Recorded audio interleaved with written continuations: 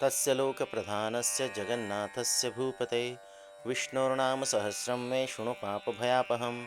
यानि नामानि गौणानि यानि नामानि गौणानि यानि नामानि गौणानि यानि नामानि गौणानि यानि नामानि गौणानि विख्यान्तानि महात्मनः विख्यान्तानि महात्मनः विख्यान्तानि महात्मनः विख्यान्तानि महात्मनः विख्यान्तानि महात्मनः।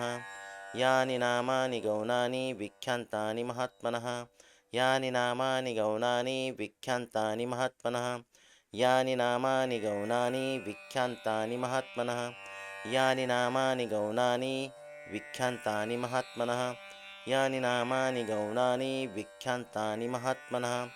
ऋषिभिः परिगीतानि ऋषिभिः परिगीतानि ऋषिभिः परिगीतानि ऋषिभिः परिगीतानि ऋषिभिः परिगीतानि तानि वक्ष्यामि भूतये तानि वक्ष्यामि भूतये तानि वक्ष्यामि भूतये तानि वक्ष्यामि भूतये तानि वक्ष्यामि भूतये तानि वक्ष्यामि भूतये।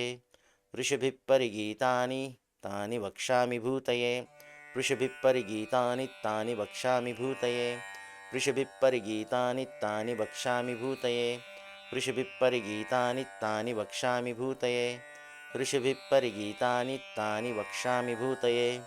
यानि नामानि गौणानि विख्यान्तानि महात्मनः ऋषिभिः परिगीतानि तानि वक्ष्यामि भूतये यानि नामानि गौणानि विख्यान्तानि महात्मनः ऋषिभिः परिगीतानि तानि वक्ष्यामि भूतये यानि नामानि गौणानि विख्यान्तानि महात्मनः ऋषिभिः परिगीतानि तानि वक्ष्यामि भूतये यानि नामानि गौणानि विख्यान्तानि महात्मनः ऋषिभिः परिगीतानि तानि वक्ष्यामि भूतये यानि नामानि गौणानि विख्यान्तानि महात्मनः ऋषिभिः परिगीतानि तानि वक्ष्यामि भूतये।